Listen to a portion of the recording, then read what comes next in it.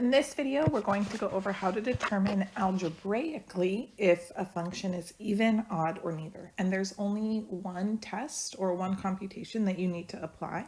So if f of negative x is equal to f of x, then that means your function is even. And if f of negative x is equal to negative f of x, then that means your function is odd. So since this video is just all about how to determine algebraically, we won't talk about symmetry, using that to test if a function's even or odd, but just to recall, if a function is even, then it has y-axis symmetry. And if a function is odd, then it has origin symmetry. So basically, the one test that you need to do, you need to substitute in negative x for x into the function. If it comes out exactly the same as the original f of x, then it was even. And then if it comes out to be the opposite of the original function f of x, then that means the function's odd. We're going to go through a bunch of examples that are similar to see the subtleties in what makes a function even, odd, or neither. So first example. F of x is equal to 3x squared minus 7. So we'll substitute in negative x for x. So we have 3 times the quantity negative x squared minus 7. Make sure you put parentheses around the negative x because the exponent, the squared term, applies to the negative as well as the x. So if I simplify this, now I'll have 3 times positive x squared minus 7. I'm going to compare this result here with my original function, and notice it's exactly the same. So this is equal to f of x. That means f of x is even. Great. Now what if we change the function just a little bit? So say f of x is now equal to 3x squared minus 7x. So same test, so substituting in negative x for x, I have 3 times negative x squared minus 7 times negative x. So the negative x squared will become just a positive x squared, so we have 3x squared plus 7x. Now compare this with our original function f of x. Notice 3x squared is still positive, but 7x originally was negative and now it's positive. This is not equal to the same original function, so I know f of x is not even. But maybe you're thinking it's odd. Well, if it was odd, negative, or the opposite of f of x, would mean that I would take the entire function and multiply by a negative. And that would result in negative 3x squared plus 7x, which is not what we see here. So that means this function is neither.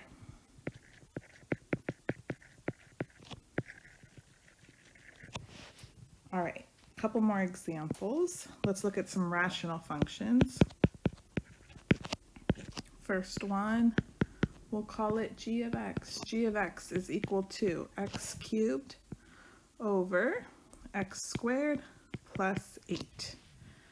Okay, so starting off same as the other examples, I'm going to substitute in negative x for x. So g of negative x is going to be negative x cubed over negative x squared plus 8. And then in the numerator, I'm still going to have a negative sign left over since it's being raised to an odd power. So that's negative x cubed. And then in the denominator, we'll have positive x squared plus 8. Okay, now let's compare this with our original function. The denominator looks exactly the same. There's an extra negative in the numerator, but remember this negative, we can rewrite it outside the entire expression and it would still be equivalent. And if you notice, this is the original function g of x. So we've just shown that g of negative x is equal to negative g of x. By definition, this means our function is odd. So keep in mind you can move that negative when necessary That negative in the numerator applies to the entire expression. Good. Now, what if the function looked a little different? What if there already was an extra negative in the numerator? So what if we had g of negative x is negative x cubed over x squared plus 8? Would that affect whether the function is even, odd, or neither? Take your guess, and then let's check algebraically now. So we have g of negative x equals negative x cubed over negative x squared plus 8. Now I'm going to have a positive x cubed in the numerator over x squared plus 8. Now compare this result with our original function. The denominator looks exactly the same, but now the negative is gone in the numerator. But isn't this exactly equal to the opposite of our original g of x? This was my original g of x, and now I'm left with the opposite of it.